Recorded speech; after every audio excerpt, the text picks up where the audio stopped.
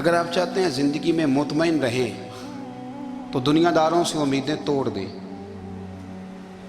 اللہ اور اس کے رسول سے امید وابستہ کریں، اولیاء اللہ سے امیدیں وابستہ کریں، صحابہ اور اہل بیت سے امیدیں، اللہ اور اللہ والوں سے امیدیں، دنیا داروں سے امیدیں۔ آپ کو پتہ ہے دنیا دار کی تباہی کب ہوتی ہے؟ جب انہیں خوش آمدی مل جاتا ہے۔ چودھری کا بیڑا اس وقت غرق ہوتا ہے جب اسے چودھری کہنے والے زیادہ ہو جاتے ہیں۔ سیٹھ صاحب اور نواب صاحب بیچارے تباہ تب ہوتے ہیں بھولے پن میں، جب ان کے دائیں بائیں ریلا ہوتا ہے سیٹھ صاحب کہنے کا، لوگ انہیں کھانا چاہتے ہیں، پیار ان کا نہیں ہوتا، ان کی جیب کا ہوتا ہے، محبت ان سے نہیں ہوتی، ان کی کرسی سے ہوتی ہے، ضروریات کا پیار ہوتا ہے، تباہ کر دیا جاتا ہے۔ ہماری ساری توقعات دنیا داروں سے وابستہ ہو گئی ہیں۔ ناراض نہ ہونا، پیروں نے، مولویوں نے، درویشوں نے، انہوں نے بھی سیٹھ رکھے ہوئے جلسوں کی صدارت کرانے کے لیے، یعنی مذہبی جلسہ ہے، اس میں بہت زبردست پڑھے لکھے صاحب تقوی عالم کا خطاب ہے، اور کی صدارت وہ بندہ کر رہا ہے جس نے عشاء کی نماز بھی نہیں پڑھی، وہ بندہ صدارت کر رہا ہے۔ کیوں؟ اس لیے کہ اس نے لاکھ روپیہ دیا محفل میں۔ خدا را دنیا داروں سے امیدیں چھوڑ دیں ورنہ آپ کمزور پڑ جائیں گے، آپ کی امیدیں ٹوٹیں گی۔ کتنا کمزور ہے وہ شخص جو 2-4 ہزار کے لیے کسی بندے کی چاپلوسی کرتا ہے، اس کے پیچھے بھاگتا ہے، خوش آمدیں کرتا ہے تھوڑے سے نوٹوں کے لیے، دکھ سکھ میں کام آئے گا اس کام کے لیے۔ میرے رسول کریم علیہ السلام نے فرمایا جس نے بندوں کو راضی کرتے کرتے رب کو ناراض کر دیا اس کی دنیا بھی گئی اور آخرت بھی گئی، اور فرمایا جس نے بندوں کی پرواہ نہیں کی اللہ کو راضی کیا، فرمایا اگر رب راضی ہو گیا تو لوگوں کے دلوں میں بھی محبت پیدا فرما دے گا۔ کیا ضرورت ہے خوش آمد کرنا دنیا داروں کی، سیٹوں کی، نوابوں کی، چاپلو۔ اور میں آپ کو ایک بات بتاؤں، ہوتا پتہ کیا ہے؟ یہ جو حب جا اور حب با ہوتی ہے نا، اس سے پیٹ نہیں بھرتا۔ آپ کو اگر خوش آمد کرنی ہے تو پھر آپ کو ساری زندگی کرنی ہے۔ پھر ان کو بھی پتہ ہوتا ہے کہ تعلق کس بنیاد پر ہے، اس میں کبھی بھی خلوص پیدا نہیں ہوتا۔ آپ بے چین رہتے ہیں، بے قرار رہتے ہیں، آپ کو تکلیف رہتی ہے ہمیشہ۔ کبھی بھی دنیا داروں سے امیدیں وابستہ نہ کریں۔ ایک بات سنیں بڑی شاندار، امام غزالی نے لکھی ہے۔ امام غزالی فرماتے ہیں کہ ہارون الرشید نہ حج کر کے واپس آیا بغداد میں، تو کونے میں حضرت بہلول دانا بیٹھے تھے، رش بہت تھا، مجمع بڑا تھا۔ حضرت بہلول دانا بھی سڑک کے کنارے بیٹھے تھے، تو سپاہی کہنے لگے یہاں سے اٹھ جاؤ، فرمانے لگے ہارون رشید کی زمین نہیں، زمین میرے رب کی ہے، میں کیوں اٹھوں؟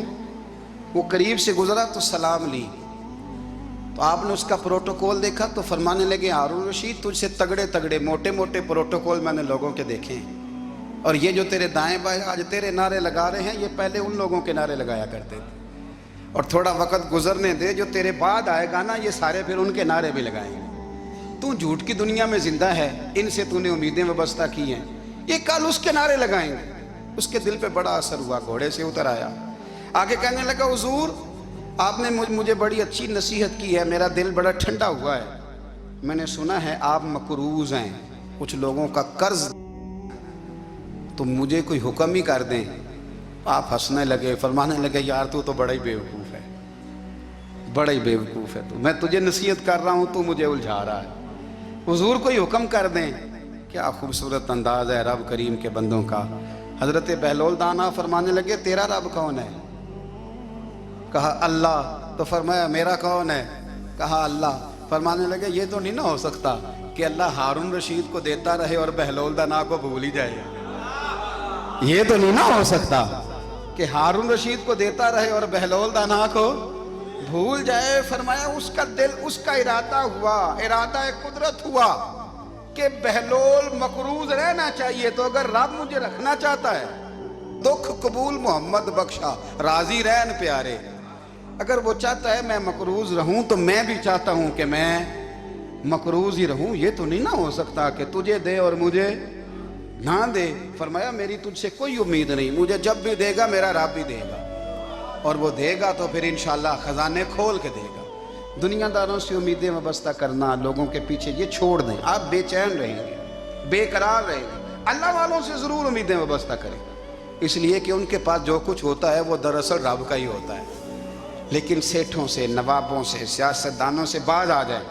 ہماری بڑی امیدیں وابستہ ہیں. میں اکثر کہتا ہوں جتنے پھیرے نوکری کے لیے دنیا دار کے دروازے پہ لگائے ہیں نا، اس سے کم دفعہ مسجد میں نفل پڑے ہوتے تو رب اتنی بڑی مہربانی فرما دیتا. تیسری بات یہ یاد رکھیں، اگر سکون لینا چاہتے ہیں نا، اگر سکون لینا چاہتے ہو نا تو لوگوں کو ڈسکس کرنا بند کر دو. کس کو اللہ نے کتنے پیسے دیے ہیں وہ جانے اور اللہ جانے، کس کو اللہ نے کتنی گاڑیاں دی ہیں وہ جانے، اور لوگوں کو ڈسکس کرنا. جی یعنی میں ایک جگہ بیٹھا تھا تو ایک صاحب گاڑی والا گزرا، گاڑی میں بیٹھ کے، اس کا پڑوسی تھا، کہندے تھا منہ ہے کار والا. میں کہ وہ تے ہے تاں ہی بیٹھا ہے. تے ہن میں کہ سمجھانا سی نا انہوں، میں کہ توں تے میں حساب لائیے بھی ساڈے کول کوئی نہیں، وہ تے ہے. دیکھیں نا اللہ نے اسے دی ہے نا، تو اللہ نے چاہا نا وہ کار میں بیٹھے، تو اس نے پھٹے پہ بیٹھ کے یہ تبصرہ کیا کہ منہ ہے کار والا. میں کہ ابھی وہ تے ہے تاں کار ہے. اب مجھے اور تجھے اندازہ لگانا چاہیے کہ ہم کیا یہ بحث ہے. یعنی اللہ کو چاہیے تھا معاذ اللہ کے پہلے تجھ سے پوچھتا کہ اسے کار دینی ہے کہ نہیں. کیا مطلب فضول بحث ہے. وہ چیز ہمیں اتنا تنگ کرتی ہے، اتنی تکلیف دیتی ہے کہ آپ یقین کریں سارا دن اسی کو ڈسکس کرتے ہیں. سارا دن اس کے پاس گاڑی ہے، اس کے پاس کار ہے، فلانے کا پیسہ 1 نمبر ہے، فلانے کا 2 نمبر ہے، فلانے کا 6 نمبر ہے. اصل بات کے اندر حسد ہے، اس کو نکالو. ایک بات کہنے لگا ہوں، اسے یاد رکھنا. میرے اعلیٰ حضرت رحمۃ اللہ علیہ فرمایا کرتے، حسد کرنے والا بندوں پر اعتراض نہیں کرتا، اللہ پر اعتراض کرتا. وہ کہتا ہے اللہ اسے کیوں دیا ہے، اتنا کیوں دیا ہے، معاذ اللہ وہ اللہ کی تقسیم پر اعتراض کرتا. حسد کرتے ہو بے چین رہو گے. حسد آپ کے دل کو تڑپا کے رکھ دے گا. چھوڑے، اللہ بڑا کریم ہے، جس کو جہاں چاہتا ہے وہاں بٹھا دیتا ہے. آپ قطعاً اس بحث میں نہ پڑیں کہ اللہ نے کس کو کتنا دیا ہے، کب دیا ہے، کیوں دیا ہے. وہ بڑا بے نیاز ہے. حسد آپ کو تباہ کرے گا.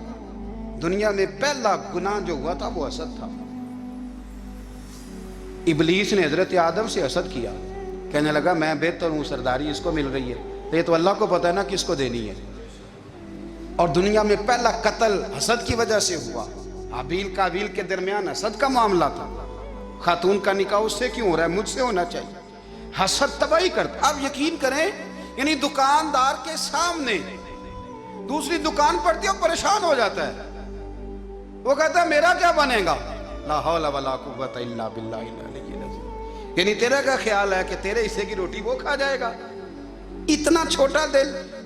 یعنی تیرا موقف یہ ہے کہ تیرے حصے کا نصیب اس تک چلا جائے گا، یہ تیری خواہش ہے. ایک دوسرے کی کمزوریاں بیان کرنا، اس کا تو مال ہی ناقص ہے جی، اس کے تو پاس ہی کچھ نہیں. یہ تو کمزور لوگوں کا طریقہ ہے. میرے رسول کریم علیہ السلام گزر رہے تھے، پت جھڑ کا موسم تھا، خزاں کا موسم تھا، درختوں کے پتے جھڑ رہے تھے. صحابہ کو ساتھ لے کے حضور گزرے اور ایک درخت کی ٹہنی کو پکڑ کے حضور نے ہلایا. صحابہ فرماتے ہیں کہ چھم چھم اس کے پتے گرے، زمین پر ڈھیر لگ گیا. حضور نے فرمایا دیکھا تم نے کیا ہوا؟ حضور ہاں. فرمایا کتنی تیزی سے پتے جھڑے ہیں، صرف تنا رہ گیا ہے اور خالی ٹہنیاں رہ گئی ہیں، کوئی حسن بچا ہے؟ حضور نہیں. تو نبی کریم فرمانے لگے جو حسد کرتا ہے نا اس کی نیکیاں بھی اسی طرح جھڑ جاتی ہیں، اسی طرح. اور ایک جگہ حضور فرمانے لگے جس طرح راکھ لکڑی کو آگ کھا جاتی ہے، جس طرح لکڑی کو آگ، جب آگ کھا جائے تو پھر لکڑی کو لکڑی نہیں کہا جاتا، راکھ کہا جاتا ہے، کوئلہ کہا جاتا ہے. اس کی اصل باقی یعنی اسے کھائی جاتی ہے. تو حضور علیہ السلام فرمانے لگے جس طرح آگ لکڑی کو کھا جاتی ہے، فرمایا اسی طرح حسد نیکیوں کو کھا جاتا ہے، نیکیاں رہتی نہیں. حسد کرنے والے کے پاس نیکیاں یعنی ان کی اصل شکل موجود، کبھی بھی حسد نہیں کریں. اللہ کی تقسیم ہے، جس کو چاہے جب چاہے جتنا چاہے عطا کرے. اور چوتھی بات میرے بھائی، کبھی بھی بغض نہ پیدا کریں. بغض والے لوگ بے سکون رہتے ہیں. بہت ساری کمزوریاں ہمارے اندر ہوتی ہیں نا، پھر اللہ ہماری روزی تو نہیں نہ بند فرماتا. یہ تو نہیں کہتا کہ زمین سے نکل جاؤ، اگر یہی والا معاملہ ہو جو ہمارا ہے کہ فو شادی پہ اس نے میرے ساتھ برا سلوک کیا تھا اب ساری زندگی بغض رکھنا ہے، اگر یہی معاملہ فرشتے اللہ کی بارگاہ میں کہیں کہ یا اللہ اس نے فلانے دن شراب پی تھی اب اس کو زمین میں نہیں رہنے دینا، نظام زندگی چلے گا؟ تو اگر اللہ ہمیں معاف کرتا ہے تو ہم بندوں کو معاف کیوں نہیں کرتے؟ آپ یقین کریں اتنی لمبی عداوتیں، اتنا لمبا حسد، اتنا لمبا بغض، اتنا لمبا حدیث میں نے پڑھی میں حیران رہ گیا۔ میرے نبی کریم علیہ الصلاۃ والسلام نے فرمایا اپنی بیوی سے کبھی بغض نہ رکھنا، اگر اس کی ایک بات ناپسند ہو تو اسے چھوڑ کے وہ بات دیکھو جو تمہیں پسند ہے۔ میں اس حدیث کو پڑھ کے سوچنے لگا کہ کیا بیوی کا بھی بغض رکھتے ہیں لوگ؟ اب حضور نے کہا ہے تو اس کا مطلب ہے لوگ بیوی کا بغض بھی رکھتے ہیں۔ اب اس پر استدلال کر کے مجھے کہنا پڑے گا کہ سسرال والوں کا بغض بھی رکھتے ہیں، کہنا پڑے گا کہ بھائی کے سسرال والوں سے بھی بغض رکھتے۔ اس حدیث کی روشنی میں سمجھا کہ لوگ بھابھی کا بغض بھی بغض رکھتے ہیں، بغض، ورنہ عادتیں تو ہماری بھی کئی بری ہوتی ہیں۔ اگر عادات ایک وجہ بنے اختلاف کی تو عادتیں تو ہماری بھی کئی بری ہیں، لیکن ہم اپنی بری عادتوں سمیت اپنے آپ سے پیار کرتے ہیں، اور سامنے والے کی ایک بھی عادت بری ہو تو اس سے بغض رکھتے ہیں۔ بغض نہ پیدا کریں۔ میرے نبی پاک علیہ الصلاۃ والسلام نے فرمایا کچھ چیزیں تمہارے دین کو مونڈ ڈالیں گی، تباہ کر دیں گی، کاٹ دیں گی۔ حضور کون سی؟ فرمایا حسد، تکبر اور بغض، یہ تمہارے دین کو تباہ کر دیں۔ ہم بے چین اس لیے ہیں کہ ہم نے بہت سارے لوگوں کا بغض پالا ہوا ہے، اور ہر فیلڈ میں سیاستدان نے سیاستدان کا، ذاتیات پر اتر کے بات کرتے ہیں، معزز ترین لوگ، تاجر نے تاجر کا، الا ماشاءاللہ بعض جگہ پہ اہل علم بھی ایک دوسرے سے عداوت رکھتے ہیں۔ خدا را دل رب کریم کے آنے کا ٹھکانہ ہے، یہ صاف ہوگا تو اس میں رب رسول کے جلوے ہو، اگر اس میں عداوت ہو، اس میں بغض ہو، اس میں کینہ ہو، نفاق ہو۔ سنیں میرے رسول کریم حضرت ابو بکر صدیق رضی اللہ تعالیٰ عنہ کہتے ہیں میں رو ہی پڑا۔ مکہ فتح ہوا نا تو اکرمہ بن ابو جہل نے پیغام بھیجا کہ میں نا کلمہ پڑھنے کے لیے آ رہا ہوں۔ بات لمبی ہے، میں موضوع پہ رہنا چاہتا ہوں۔ کہتے ہیں جب وہ آنے لگا نا تو نبی پاک نے ہم سب کو بلایا، ہم حاضر خدمت ہوئے تو حضور فرمانے لگے کہ اس کے باپ نے نا بڑا ظلم کیا ہے ہمارے ساتھ، ابو جہل نے بڑا ستایا ہے، بڑی تکلیف دی ہے۔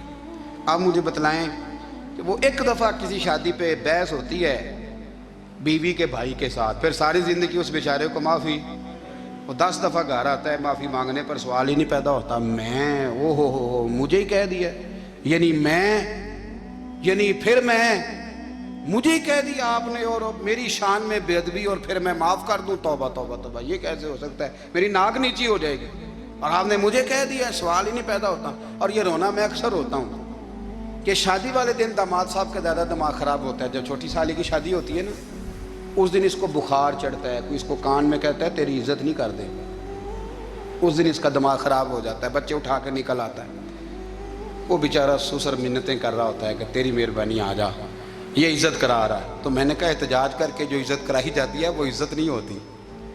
ہاں یہاں مانگ کے عزت لیتے ہیں لوگ، یا احتجاج کی کوئی عزت ہے؟ آپ کے اندر کمالات اتنے ہوں کہ آپ کی عزت کرنے کو دل چاہے، یعنی مزہ آئے، یعنی لطف آئے، یعنی آپ دور بیٹھے ہوں تو کسی کا دل کرے آپ کو اسٹیج پہ بلانے کے لیے۔ یہ کیا بات ہوئی کہ چھائے جانا اور بھاگ کے آگے جانا؟ ان سے نکلیں۔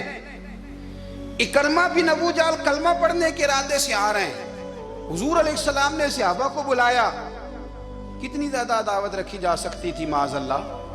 کب سے وہ چلا تھا ظلم کرنے، اور اس کے بعد اس کا بیٹا شروع ہو گیا، کتنی باتیں تھیں جو ناقابل معافی تھیں، پر کریم رسول نے ہمیں بتلایا ہے کہ سکون والی زندگی کہتے کس کو ہے۔ جب سب لوگ جمع ہو گئے تو حضور نے فرمایا بھئی وہ کلمہ پڑھنے آ رہا ہے، اس کے باپ نے ظلم بڑے کیے ہیں، پر میری نصیحت یہ ہے کہ اس کے سامنے اس کے باپ کو برا نہ کہے، خبردار کوئی اس کے سامنے کوئی بات نہ کرے۔ اب وہ کلمہ پڑھنے آ رہا ہے، مطیع ہو کے آ رہا ہے، بان کے آ رہا ہے۔ کہتے ہیں اللہ کے رسول نے نا کافی دیر تک خطبہ دیا، بریفنگ دی، بات سمجھائی۔ جناب صدیق اکبر کہتے ہیں میں رو پڑا۔ ایک صحابی مجھے کہنے لگے تمہیں کیا ہوا؟ تو میں نے کہا میں مصطفیٰ کی رحمت پہ رو رہا ہوں، دیکھو کن کے لیے حضور گراؤنڈ بنا رہے ہیں، اے دیکھو کن کے لیے حضور تیاری کر رہے ہیں، جنہوں نے ساری زندگی دشمنی کی۔ خدا را یہ اندر سے عداوتیں نکال پھینکو. او بھائی اتنا تو لمبا ٹائم ہی کوئی نہیں, اتنا تو وقت ہی کوئی نہیں, اس کو صاف رکھو. بندہ کوئی کر بھی گیا تو کوئی حرج نہیں. چنگی مندی سجنا کولوں 100 واری ہو جاندی, یار یاراں دا گلا نہیں کر دے. اصل پریت یار یاراں دا جڑا گلا کردا جے یار نہیں جے ہوندا. ہاں پکی بات, پکی پیڑی. میرا ایک سنگی مجھے آ کے آنے لگا فلانی جگہ بندہ یہ بات کر رہا تھا. میں کہ تو ہوتے ہی سے سوندا سے تم ہی نال ہی سے. میرا تو سجن باس ہو ہی نہیں سکتا. چنگی مندی سجنا کولوں 100 واری ہو جاندی, یار یاراں دا گلا نہیں کر دے. اصل پریت جنہاں دی. ہاں جو بندے پھر ہوتے اس طرح کے ان کے لیے بھی میاں صاحب نے کہا ہے, ان کے لیے بھی میاں صاحب نے کہا ہے, ان کے لیے بھی آپ نے بات ارشاد فرمائی ہے. آپ نے فرمایا چنگا ہویا لڑ نیڑیوں چھٹا کتے عمر نہیں لنگی ساری. بے قدراں دی یاری کولوں توبہ لکھ لکھ باری. او چنگا ہویا لڑ نیڑیوں چھٹا کتے عمر نہیں لنگی ساری. جو اس طرح کا تھا نا شکوے کرنے والا, بغض رکھنے والا, فرمایا بے قدراں دی یاری کولوں توبہ, یعنی لاکھ تے لاکھ کنے ہو گئے, یعنی 2 لاکھ باری توبہ کی تھی انہوں نے, گنی نہیں جا سکتی جتنی میاں صاحب نے توبہ کر دی. بے قدرے دوست, بے قدراں دی یاری کولوں توبہ لکھ لکھ باری. چنگا ہویا لڑ نیڑیوں چھٹا کتے عمر نہیں لنگی ساری. تو مہربانی کریں, ایک تو اگر آپ مطمئن رہنا چاہتے ہیں تو کبھی کبھی نا مست ہو کے ذکر الہی کریں. مست ہو, وہ والا ذکر نہیں جس میں آپ موبائل بھی دیکھ رہے ہیں اور کہانیاں بھی. میرے سامنے کو بندہ جمعے والے دن یا تقریر کے درمیان تسبیح لے کے بیٹھ جائے تو میں اس سے پوچھتا ہوں تو دو کام ایک ٹائم جی میں پہ کرنا ہے. میری بھی بات سن رہے ہو, تسبیح پڑھی تو ممکن ہی نہیں. تسبیح تو تسبیح ہے, جب وہ ہوگی تو پھر کوئی اور کام سوال ہی نہیں پیدا ہو. ایک تو ذکر کریں محو ہو, دوسری بات حقیقت کا سامنا کریں. آپ اگر مطمئن رہنا چاہتے ہیں تو حقیقت پسند بنیں. تیسری بات حسد چھوڑ دیں, دوسروں کو ڈسکس کرنا چھوڑ دیں. آپ یہ دیکھیں کہ اللہ نے مجھے کیا کچھ دیا, اس پہ راضی رہیں. اور چوتھی بات عداوت چھوڑ دیں, سینے میں کینہ چھوڑ دیں. آپ کی زندگی مطمئن ہو جائے گی, آپ خوشحال رہیں گے. وہ جو آپ لفظ کہتے ہیں نا کہ میں بور ہوں, میں پریشان ہوں, اس سے آپ نکل آئیں گے. اللہ ہمیں محبوب کی غلامی میں زندہ رکھے, غلامی میں موت.